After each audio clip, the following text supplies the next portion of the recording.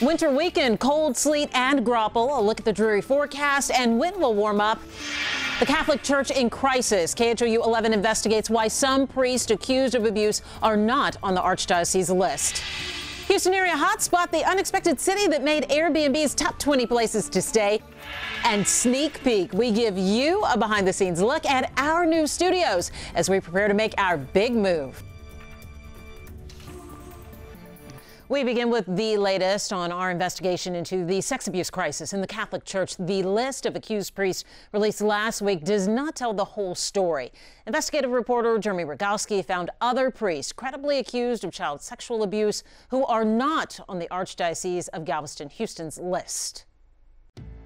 This former Texas priest was kicked out of the Catholic Church in the mid-2000s and fled to Costa Rica to join a religious doomsday cult. Alfredo Prado is his name, and his history of child sexual abuse stretches over 3 decades and across the state.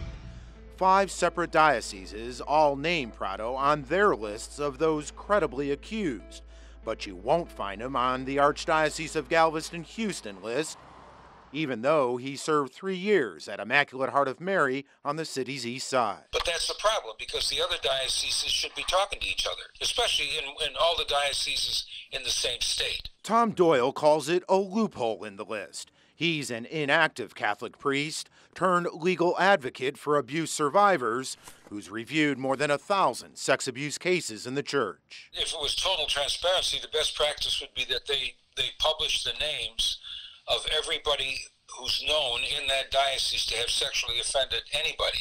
Anywhere. Anywhere. But in the Archdiocese of Galveston-Houston, the list only includes abuse which occurred within its own geographic boundaries, and so parishioners may sometimes be left in the dark, like at the Holy Rosary Church in Houston, where Father Joseph Tu Huynh served the parish for more than a dozen years after facing sexual abuse allegations in Fort Worth. It was transferring someone that they knew was a known abuser. Attorney Tahira Khan Merritt represented 7 of Father Tu Huynh's accusers and ultimately settled the case for an undisclosed amount. Huynh's name shows up on Fort Worth's list of accused priests, but not Houston's. The people in Houston that might have been abused by Father Tu when he was there for 12 years don't see then his name on the list and are reluctant to come forward. We found a total of 10 priests who spent time in Houston area churches and schools credibly accused of child sex abuse elsewhere, but left off our archdiocesan list. Tom Doyle says it's time for leadership of the U.S. Catholic Church, Cardinal Daniel DiNardo, to get bishops across the country all on the same page. Common sense would tell you that DiNardo, since he's the president of the Bishops' Conference, would get up in front of them and say, hey, fellas, we need to have a nationwide sexual offenders list. Now, we reached out to Cardinal DiNardo for his take on that idea. We have yet to hear back.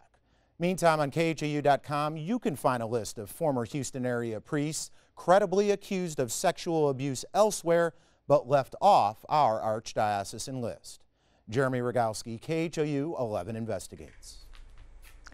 Let's get you caught up on the weather now, because it really is winter in Houston. Here's some video of an icy mix of sleet falling on a windshield in spring this afternoon. David, a look at what we can expect through the weekend, maybe? Just tonight, no. The weekend is just liquid stuff. A little bit warmer, but still a chilly weekend. Beautiful day today. Winter all over the place. It's the perfect kind of winter. We've had some sleet, some graupels, some wet snowflakes on the north side, but it's been too warm to stick, and it hasn't caused any travel troubles. Texas has been the snowiest state in the lower 48 today, all because of this stuff. And here it is, still rain mixing with sleet and a little graupel, those partially melted then refrozen snowflakes from Brennan to College Station, Montgomery to Conroe to Huntsville to Livingston and Polka Center to Central County, getting a light little frozen mix up there. But again, temperatures have been warm enough. You're above freezing. Huntsville 33, Cleveland 35, Conroe 34, so it may hit the ground and bounce, but it won't stick. It'll melt very quickly. Cloudy, breezy, cold evening. If you're heading out, throw that scarf on. Rain, sleet mix northwest will come to an end toward midnight, and then a damp, cold Saturday. I'll walk you through the weekend forecast coming up. Looking forward to it. Thanks, Dave. An officer relieved of duty and a search warrant in question today. We are learning about the deadly raid in Southeast Houston, where 5 officers were wounded and 2 suspects shot and killed. There are ongoing questions about what led up to the raid and the outcome. Jessica Borg brings us up to speed. The search warrant for the raid is based on the claims of a confidential informant who reported buying heroin at the couple's house. Now, police say they didn't find heroin, but today we learned what they did find at the house on Harding Street. This inventory document says they found 2 shotguns, 2 rifles, and 1.5 grams of an unknown white powder, along with 18 grams of marijuana. The raid on January 28th turned into a wild gun battle. 4 officers were shot and wounded. The suspects, a man and a woman, were shot and killed. Now, the chief says the department's internal affairs unit is now investigating what led to the raid and the raid itself, along with the Special Investigations Unit, a criminal unit that looks into the use of deadly force. When we are done with our investigation, we will have uncovered and turned over every stone to get to the truth.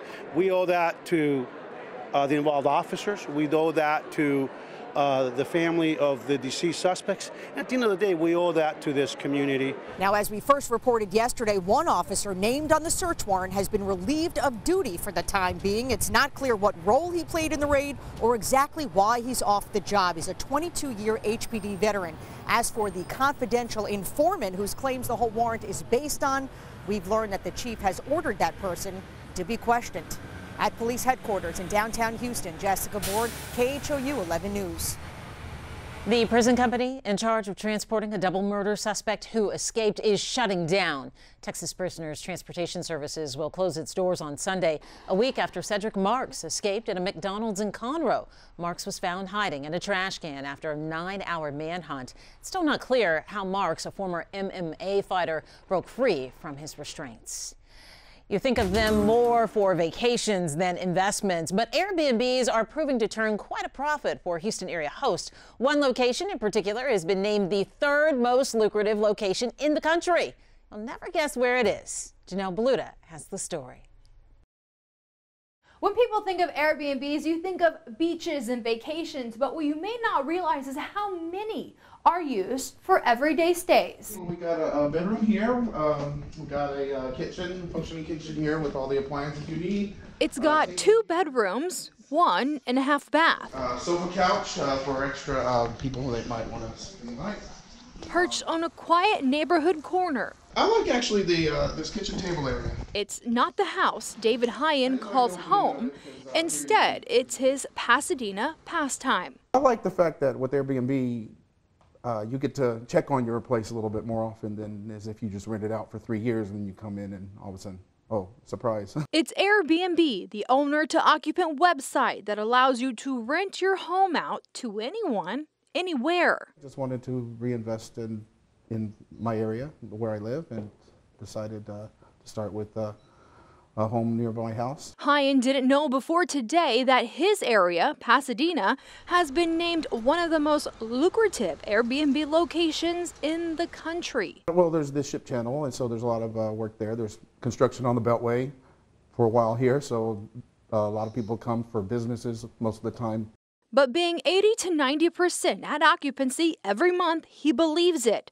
Houston hosts made $72 million last year renting out their homes. In Pasadena, that study by IPX 1031 shows an Airbnb host in Pasadena profits almost $30,000 a year, with an average nightly rate of $180 and an occupancy of 64%. So if you are thinking of opening an Airbnb, just remember the most unlikeliest of places might be the most lucrative. Standing for Houston, Janelle Beluda, KHOU 11 News. Who knew Pasadena? Well, this weekend, all eyes will be on music's biggest night. The Grammys will be right here on KHOU 11 this Sunday, and a singer from Missouri City will be at the show in Los Angeles, hoping his name is called. God is doing a great work. He's doing a great work. He's doing a great work in me. Sounds so good. Brian Courtney Wilson is nominated for 2 Grammys, one for Best Gospel Album and another for Best Gospel Performance. This is the 3rd time he has been nominated, and he hopes he finally gets a statue. It would mean a great deal for my colleagues, because that's how that award is given. Your colleagues decide what should be recognized. To say, not only is this good, but this is the best of the best, would mean a great deal to me. I'm grateful. Tonight at 10, he tells our Lynn Cannon what inspired him to write the song that could win him that Grammy. Welcome to the soon-to-be new KHOU TV out on Westheimer. I'm on the 3rd floor of our new building. This is where the GM's office is. A big conference room over here. Take a look. How nice, right? All this color, and it's so fresh and clean. 18 months after we lost our station on Allen Parkway to Hurricane Harvey, we are definitely moving up, and there's a lot to see. I'll take you to the newsroom, down to the studio, and explain how all of this is for you. That's coming up. It's all shaping up.